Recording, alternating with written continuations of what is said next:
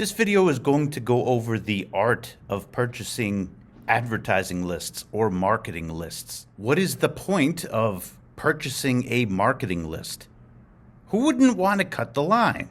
Now, you may remember my website, which is ever growing. It's got 3,638 contacts, 1,098 site members. Site member means that people can post in the forum. Imagine if that website existed in the early 20th century. Wait a second, no, it couldn't. That's impossible.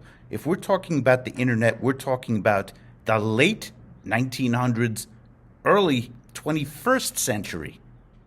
I'm going to link to this under this video. This is how it was done. 1897 Sears catalog. This was done throughout the 20th century before the internet. People would sign up for catalogs. They might have bought a list instead of signing up.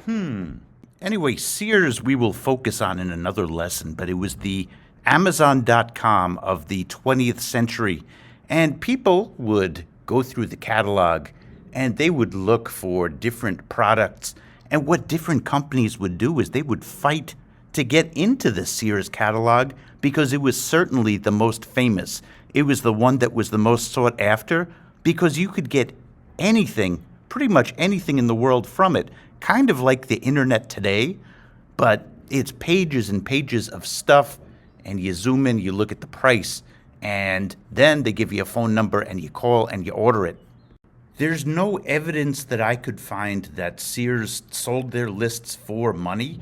I'm just bringing them up because they're the most popular. But think about it. You're a small company and you're struggling to survive. What's one way that you could earn another stream of revenue? If you keep a good customer list, sell that, give that up to a company like this. The first data miners, these companies would buy lists from companies who would be willing to sell their lists, and they would in turn sell those lists to other companies who needed contacts, who needed people to sell to. Like I said before, who wouldn't want to cut the line? It was common practice in the 20th century for companies to buy customer lists and to spam them, but that spam would be in the mail. Nowadays, there has been a crackdown on people who spam because people's email lists, people's email boxes rather, just exploded when the internet came about, and more than email that they would get from person to person, they would get advertisements, and people complained. Nowadays, yes, there still are companies that purchase lists and use them. I would advise that the majority of their correspondences are not email, but mail, at least at first. If you get permission to send emails, you're not going to get blocked. You're not going to get in trouble. But it is called permission marketing nowadays. You have to opt in order to get the correspondences from a company. Let's let somebody who we're very familiar with tell us about that. Permission Marketing by Seth Godin.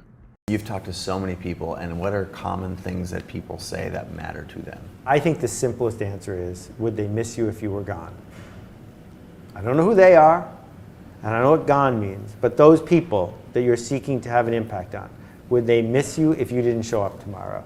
Would they miss you if this new project didn't come to the world? Or do you have to just do that whole hustle dance, look at me, jump up and down, offer a limited time, blah, blah, blah, blah, blah, blah, to game it so that they'll actually transact with you?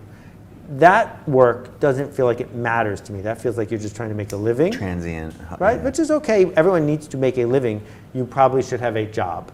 But if you want to have this vocation, as Liz Gilbert says, if you want to have this arc to your work, then it surely helps to be missed if you were gone.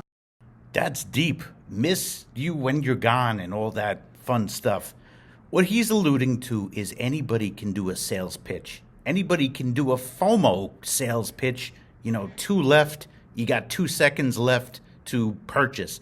Anybody could do that. But the greatest brands in the world, you miss them if they are gone. And it's like that with email marketing and lists. Nowadays, you will get people signing up for your lists, as more than 3,000 have for my list, if they're going to miss you when you're gone, if they value what you bring. I'm going to pat myself in the back.